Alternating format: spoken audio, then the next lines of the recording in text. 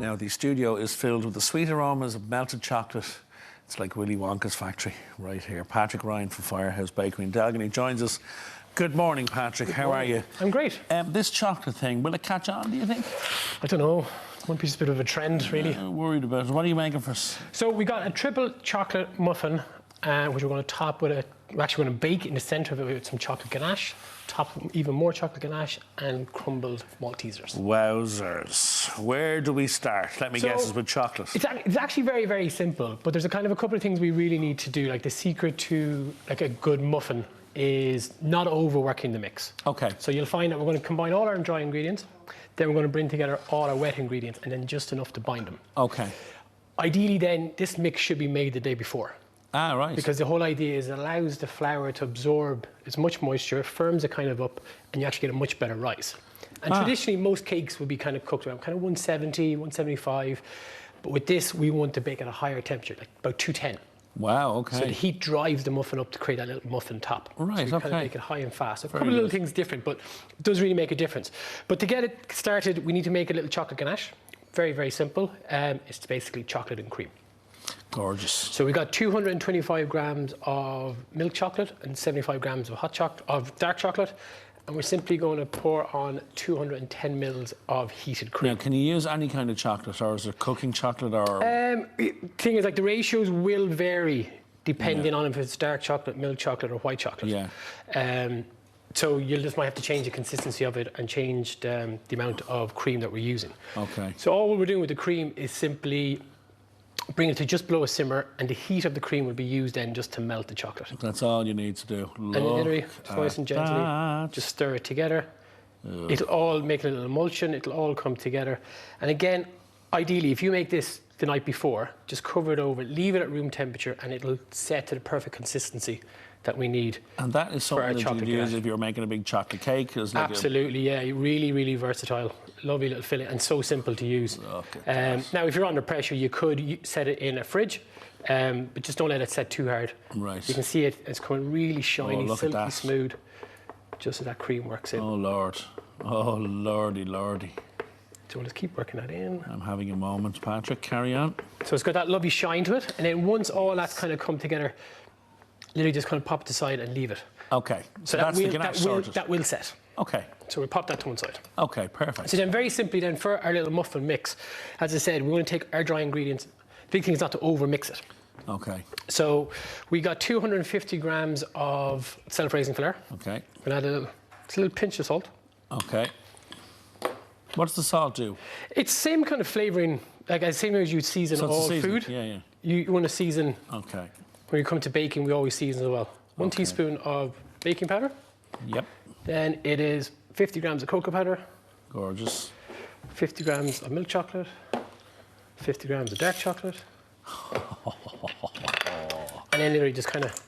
This is a chocoholic's heaven. Just work all this together. And again, you can use the kind of the same base recipe, but you just maybe swap and change. So you might take the cocoa powder out, just bump up the flour content a little bit, and then you can kind of create your own little flavour combinations. So that's all our dry ingredients. So that's our dry. So now we're going to wet. So we got 2 eggs. Okay. We're going to add in 250 mils of buttermilk. Buttermilk? Yes. Okay. It just kind of has a little bit of richness to it.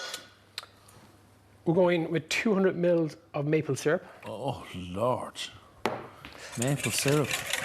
And then 125 grams of melted butter. Mamma mia. Right.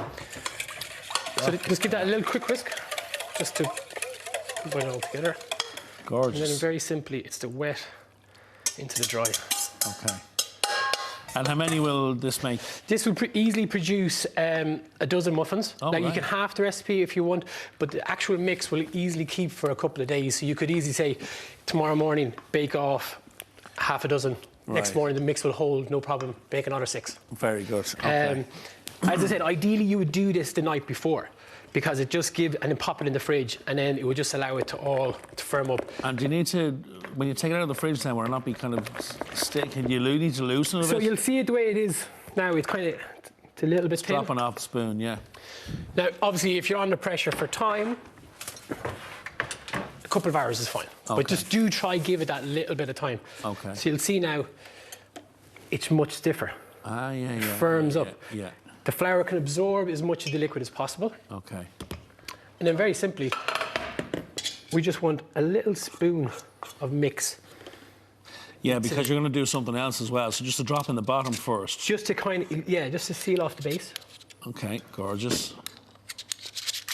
And then as if it hasn't had enough chocolate. Exactly. So now we want kind of a molten little kind of chocolate centre.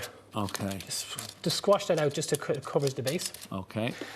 Now this is just some chocolate ganache that was made yesterday, so it's going to have time to firm up. Okay. Now you can do it with a spoon. I just have it in a piping bag. We're just going to pipe into the centre. Wowzers. It's kind of like the centre of like a chocolate fondant. So if you had this hot from the oven, the centre would be liquid. Oh man. Okay. And then you're going to put more of your mixture on top. And then literally easiest thing, if you have one, a little ice cream scoop is perfect. Ah. And again, with a muffin, you're almost virtually filling The cupcake. the case. The case, I should say, yeah. Okay. Perfect. And then, as you say, you're going to cook it at a higher than normal temperature because so you what want we've that done rise. So with the heat to drive the muffin up. Okay. Because otherwise it's nice and gentle, it'll be very even, more like a cupcake, but we want that little kind of muffin top. And how long would you cook them for then, Pat? So we've set it to 210. Once we put them in the oven, we'll just drop it quickly to 200 because it will take the oven a little bit of time to come down. But about 15, 16 minutes, that's it. And then more chocolate on top A little bit more before they go chocolate into on the top, oven. just to make sure Absolutely we not. push it all the way over We've the come edge. this far, Patrick, like, you know. So then Gorgeous. they will literally bake for about 15, 16 minutes. As I said, you don't have to top these. You could serve these warm. You could have this liquid centre. Gorgeous, yeah, yeah. But coming out of the oven, they should look a little like this. Gorgeous. Now, so the recipe actually produces enough chocolate ganache To top them to give us a as well. little bit extra. Look at that. And we'll put, of course, the full recipe details up on our website, Patrick, so people can do them at Then, home. just Look to at give those. a little bit of... What do you do now? Now, we just got a few little... So this is a honeycomb chocolate brand.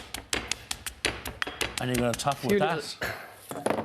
Just visiting. Hi, Elaine. I'm How are you? inspecting things. Are you well? I'm all about the muffin top, me. Look at that. So a little bit of honeycomb biscuity, chocolatey thing on top. So you could use anything, you crushed nuts, kind of... Oh, look. Just give that a little bit of added indulgence. I It don't is even want to know how many calories are in that. I don't care. Yeah, the main thing to remember about 6. this is it doesn't matter. Doesn't. No, it's not. really It's Christmas, doesn't it's matter. coming. It's Christmas, Let's yeah. just enjoy it. Now, I We've all normally had a miserable enough of a I year. don't normally eat chocolate on a Don't Saturday. you? Not on a Saturday, Really? no. No. Yeah, it's one of Me my... neither, I tend to do surprisingly 6 days off, 1 day on. Yeah. Do you want one, by the way? I'll just have a little sample. I'll sample one. Yeah, here you are now, love. There you go. Thank you. You're very welcome. If you need it. What do we need this for? I'm not going to need that, Patrick. Right, do we have time to taste? I don't care, because we're going to get in here. Okay, so, well, are you in yet? I'm going to need a shower after this because I'm going to go in. Right. And I say the mix will easily hold for a couple of days. And these muffins themselves, without the ganache, they take a actually kind of little get nibble. better after a couple of days, like just in a biscuit tin, just sealed, airtight. better? They kind of get soft and kind of a Do you little spongy. actually think and these would last more than a day in any house? Not really, but I'm Not just really. saying. Come on. You know. Be realistic about it. I'm making an awful mess here, but this is lovely. What's in the middle? Ooh. Let's just enjoy the silence for a minute. And it's just a great one to do with kids and get them involved. Can't hear you. I know you're talking, Patrick. All I can hear is noise. It's absolutely stunning. I mean, for the chocolate fans at home, that's an Olympic gold right there. It's so easy. So easy. So easy when I sit here and watch you make it and you hand it to me. Very easy. Thank you so much, Patrick. These are Thank you so absolutely much. delicious. They are amazing.